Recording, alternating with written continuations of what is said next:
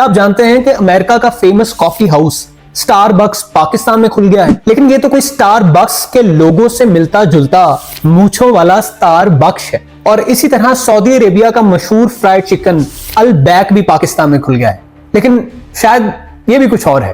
अगर आप परेशान हैं कि ये सब कुछ क्या है तो फिक्रमंद ना होइए, मैं हूं ना। अस्सलाम वालेकुम ख़वातीनो हज़रात, मेरा नाम फरहान अहमद चीमा है और मैं advocate high courts of Pakistan हूं। आज हम आपकी खिदमत में हाजिर हुए हैं एक और लीगल डिस्कशन के साथ जिसका नाम है ट्रेडमार्क, कॉपीराइट्स या पेटेंट रजिस्ट्रेशन, और सादा लफ्जों में इंटेलेक्चुअल प्रॉपर्टी की रजिस्ट्रेशन। आपने लाहौर में बट कड़ाही के नाम से एक से जायद दुकानें कितार में देखी होंगी, या मुल्तान में हाफिज सोन हलवा के नाम से, और आप परेशान भी हुए होंगे कि आखिर इनमें से असली कौन है और आखिर ऐसा होता क्यों है। तो इस सवाल का जवाब ये है कि ऐसा इसलिए होता है क्योंकि जब ये बिजनेसेस शुरू किए थे तो इनका ट्रेडमार्क या कॉपीराइट्स पाकिस्तान में रजिस्टर नहीं करवाया गया था। यही वजह है कि वो जो ओरिजिनल ब्रांड ऑनर्स हैं उनको अपने नाम से मिलते जुलते नामों का सामना करना पड़ता है, जिसकी वजह से डेफिनेटली उनकी शॉप पर फुटफॉल कम होता है। जाहिर है हम में से कम ही लोग होते हैं जो प्रॉपर रिसर्च करके कहीं पर जाते हैं। तो हम आज की गुफ्तगू उस सवाल से शुरू करेंगे कि अक्सर आपने किसी भी ब्रांड से मिलते जुलते मुख्तलिफ नामों को या मिलते जुलते लोगों को देखा होगा और आप परेशान हुए होंगे कि आखिर इनमें से असल दुकान कौन सी है या असल ब्रांड कौन सा है, क्योंकि हम में से ऐसे बहुत कम लोग होते हैं जो वाकई रिसर्च करके कहीं पर जाते हैं कि ये इसकी ओरिजिनल ब्रांच है और बाकी सारी इसकी कॉपीज हैं। अब सवाल ये है कि आखिर ऐसा क्यों होता है? ऐसा इसलिए होता है कि जब ये बिजनेसेस का आगाज किया होगा, इनको लॉन्च किया होगा, तो इनका ट्रेडमार्क या कॉपीराइट्स या सादा लफ्जों में इंटेलेक्चुअल प्रॉपर्टीज को रजिस्टर नहीं करवाया होता, और इसी वजह से यकीनन इनकी शॉप्स पर वॉकिंग कस्टमर की कमी होती होगी। और यकीनन किसी 2 नंबर दुकान से खाना खाने के बाद वो ये नहीं कहेगा कि ये असली बट कड़ाही नहीं थी, कि जी बट कड़ाही का तो सिर्फ नाम ही था, हमने खाना खाया कोई मजा नहीं आया। तो देखिए कितना बड़ा सेटबैक है उस ब्रांड ऑनर के लिए कि जिसने इतनी मेहनत के साथ अपने ब्रांड को लॉन्च किया और क्वालिटी सर्विस पे काम किया, लेकिन सिर्फ इसलिए कि उसने अपना ब्रांड रजिस्टर नहीं करवाया था, अपना ट्रेडमार्क रजिस्टर नहीं करवाया था, तीसरे बंदे ने ये बात अपने जहन में बिठा ली है कि जी बट कड़ाही की लज्जत वो नहीं है जैसी कि सुनी जाती है। लेकिन हकीकत ये है कि उसने असल बट कड़ाही चखी ही नहीं। और जैसे वीडियो के आगाज में हमने आपको मिसाल दी कि जी स्टारबक्स जो कि अमेरिका का एक बड़ा फेमस कॉफी हाउस है, उनके लोगों से मिलता जुलता कराची पाकिस्तान में एक स्टारबक्स के नाम से लॉन्च कर दिया गया। और उनकी शॉप पर फुटफॉल की सबसे बड़ी वजह यह थी कि लोगों को ये शायद लगा जो अमेरिकन स्टारबक्स है उसकी ऑफिशियल ब्रांच पाकिस्तान में खुल गई है, लेकिन ऐसा नहीं था, क्योंकि स्टारबक्स पाकिस्तान में रजिस्टर ही कभी नहीं हुआ। शायद उनका कोई इरादा भी ना हो, और इस बात से फायदा उठाया स्टारबक्स पाकिस्तान के ओनर्स ने। इसीलिए कहा जाता है कि एक समझदार और दूर अंदेश बिजनेसमैन वो है जो अपने ब्रांड को लॉन्च करने से पहले उसकी पॉसिबिलिटीज को मद्देनजर रखे और अपने ट्रेडमार्क या दीगर इंटेलेक्चुअल प्रॉपर्टीज को मुतलका शहरों, मुतलका मुल्कों में रजिस्टर करवाए। लेकिन हमने ये अक्सर देखा है कि हम जब भी कोई ब्रांड लॉन्च करते हैं तो हम उसका ट्रेडमार्क रजिस्टर ही नहीं करवाते, जिसकी वजह से हमें बहुत सारी मुश्किलात का सामना करना पड़ता है जब वो ब्रांड कामयाबी की ऊंचाइयों को छूने लगता है। क्योंकि अगर उस वक्त हम अपना ट्रेडमार्क रजिस्टर करवाने गए और हमें पता हुआ कि ऑलरेडी कोई बंदा उस नाम से ट्रेडमार्क रजिस्टर करवा चुका है, तो इसमें कोई शक नहीं कि हमारा पीरियड ऑफ यूज जरूर देखा जाएगा, लेकिन हमें बहुत सारी मुश्किलात का सामना करना पड़ेगा अपने हक में उस ट्रेडमार्क का फैसला करवाने के लिए। सवाल यह है कि ट्रेडमार्क क्या होता है? ट्रेडमार्क एक डिस्टिंक्टिव या नुमाया साइन है, जैसे कि कोई लफ्ज, कोई फ्रेज, कोई लोगो, कोई सिंबल या डिजाइन जो कि आपकी गुड्स या सर्विसेज को डिफरेंशिएट करता है या डिस्टिंग्विश करता है किसी दूसरे की गुड्स या सर्विस से। और copyrights is a kind of intellectual property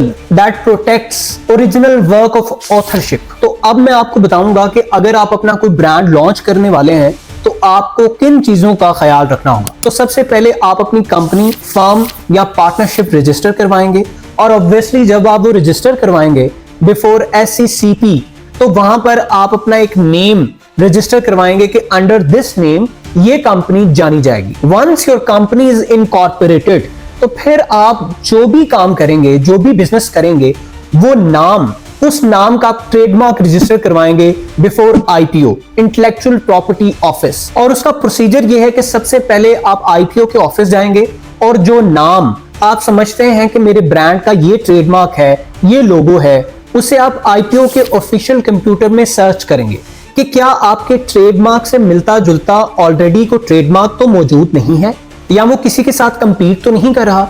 अगर आपने एक ऐसा ट्रेडमार्क चुना है जो कि ऑलरेडी किसी और के साथ कंपीट नहीं कर रहा, तो फिर आपको इजाजत मिल जाएगी कि आप एप्लीकेशन फाइल कर सकते हैं अंडर योर डिजायर्ड ट्रेडमार्क और कॉपीराइट और पेटेंट। तो जब आप ट्रेडमार्क की रजिस्ट्रेशन की एप्लीकेशन फाइल कर देंगे तो आपको विद इन 30 डेज एक एक्नॉलेजमेंट मसूल होगी फ्रॉम द आईपीओ, जिसे टीएम फॉर्म 1 कहते हैं। अब इस एक्नॉलेजमेंट फॉर्म का मतलब यह है कि आपकी एप्लीकेशन हमें मसूल हो गई है और अब हम इसे एंटरटेन करने वाले हैं। अब वो आपकी एप्लीकेशन एक पूरे प्रोसीजर में से गुजरेगी और फिर आपको टाइम टू टाइम कम्युनिकेट किया जाएगा कि आपसे क्या रिक्वायर्ड चीजें हैं। एक्नॉलेजमेंट मसूल होने के 8 महीनों के अंदर अंदर आपकी एप्लीकेशन यानी आपके ट्रेडमार्क की एग्जामिनेशन होगी। कंसर्न्ड ऑफिशियल्स ये देखेंगे कि जी आपने जो ट्रेडमार्क फाइल किया है क्या वो किसी दूसरे के साथ कंपीट तो नहीं करता, क्या वो किसी दूसरे के साथ मिलता जुलता तो नहीं है, उसका रंग, उसका नाम किसी दूसरे के साथ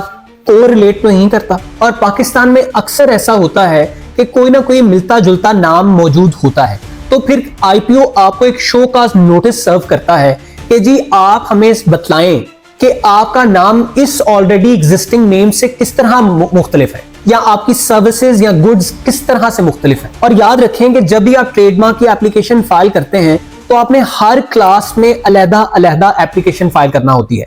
मिसाल के तौर पर आप रेस्टोरेंट का काम करना चाहते हैं जिसमें केटरिंग का भी काम आएगा, तो आपकी एक अलग से डिस्टिंक्टिव क्लास है, आप उस क्लास में फाइल करेंगे। और अगर वही ट्रेडमार्क साथ में ऑनलाइन बिजनेस भी करना चाहता है, मिसाल के तौर पे फूड डिलीवरी करना चाहता है या फूड पांडा पर अपनी सर्विसेज भी देना चाहता है, तो फिर आप एक और क्लास के अंदर फाइल करेंगे। अगर फॉर एग्जांपल आप डेयरी की प्रोडक्ट्स डील करना चाहते हैं या सॉफ्ट ड्रिंक्स में डीलिंग करना चाहते हैं, तो आप एक अलहदा क्लास में अपनी एप्लीकेशन फाइल करेंगे। और याद रखें कि हर एप्लीकेशन अपने ग्राउंड्स के ऊपर जज की जाएगी और जब उसकी एग्जामिनेशन होगी तो वो उस क्लास के अंदर मौजूद एग्जिस्टिंग ट्रेडमार्क्स के साथ कंपीट की जाएगी। फिर जब आप उस शो काज नोटिस का रिप्लाई फाइल करेंगे तो आपकी फाइल को पुटअप किया जाएगा before the registrar after filing reply to the show cause notice within 6 months। और अगर आपका जवाब रजिस्ट्रार की नजर में सेटिस्फैक्ट्री है तो फिर आपके ट्रेडमार्क को ऑफिशियल गजट के अंदर पब्लिश कर दिया जाएगा। अब इसका मतलब यह है कि डिपार्टमेंट ने अपने तौर पर एग्जामिन कर लिया कि जी आप किसी दूसरे ब्रांड या ट्रेडमार्क के साथ कंपीट नहीं करते और आप अपने ग्राउंड्स पर खड़े उतरते हैं कि आपका ट्रेडमार्क आपके हक में रजिस्टर कर दिया जाए। लेकिन जब ऑफिशियल गजट के अंदर से पब्लिश किया जाता है तो it's a call for the open public कि जी अगर कोई तीसरा बंदा ये समझता है कि ये ट्रेडमार्क ऑलरेडी मेरे नाम से रजिस्टर है या ऑलरेडी इस ट्रेडमार्क का जो पीरियड ऑफ यूज है वो मेरा ज्यादा है, तो मेरे ग्राउंड्स ज्यादा स्ट्रॉन्ग हैं as compare to this person, तो फिर वो बंदा आपके ट्रेडमार्क को चैलेंज करेगा।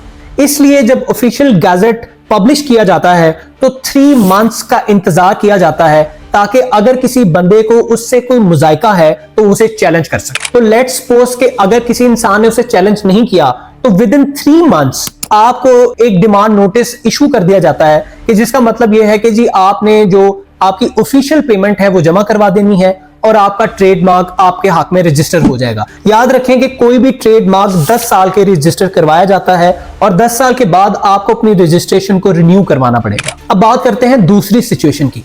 अगर तो किसी बंदे ने आपके ट्रेडमार्क को चैलेंज कर दिया है तो होगा यह कि आपका केस लिटिगेशन में चला जाएगा जिसके ऊपर बकायदा एविडेंस होंगे और डिफरेंट ग्राउंड्स की बिना पर यह फैसला किया जाएगा कि कौन सच्चा है और कौन झूठा। And after considering the relevant facts and figures कौन हकदार ठहराया जा सकता है कि जिससे के हक में उस ट्रेडमार्क को रजिस्टर करवाया जाए। आपने गौर किया होगा कि ये बड़ा टाइम टेकिंग प्रोसीजर है, लेकिन याद रखें कि ये सारे प्रोसेस में से आपने नहीं गुजरना। आपने एक अटर्नी को हायर करना है, एक वकील को हायर करना है और वो सारा प्रोसीजर आपके बिहाफ पर करेगा। इसलिए अगर ये आपको काम एग्जॉस्टिंग लग रहा है या बहुत लंबा लग रहा है तो आप इससे घबराएं नहीं, बल्कि अपना काम आउटसोर्स करें बजाय इसके कि अपने ट्रेडमार्क या कॉपीराइट या किसी भी इंटेलेक्चुअल प्रॉपर्टी को रजिस्टर ही ना करवाएं।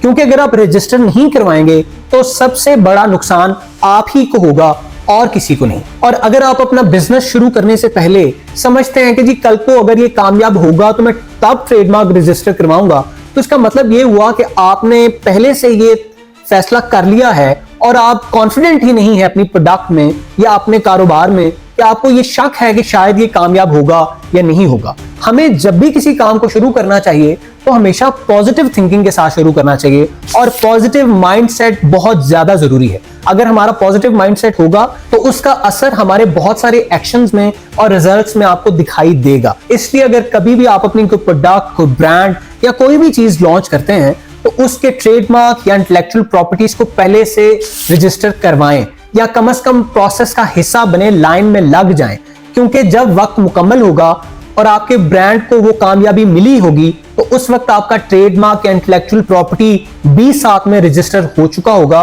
और आपका वो बिजनेस सारी जिंदगी के लिए सेफ होगा। इसी डिस्कशन के साथ हम आपसे इजाजत चाहते हैं। अगर आप चाहते हैं कि हम आपको ये सर्विसेज प्रोवाइड करें तो स्क्रीन पर हमारी टीम का नंबर मौजूद है, आप हमसे राब्ता कर सकते हैं और बाकी डिटेल्स भी आपको डिस्क्रिप्शन में मिल जाएंगी। इसी के साथ हम आपसे इजाजत चाहते हैं। अपना बहुत सारा ख्याल रखें, लोगों के लिए आसानी पैदा करने की कोशिश करें। अल्लाह ताला आपको अपने हिफ्ज़-ओ-मान में रखे। अल्लाह निगहबान।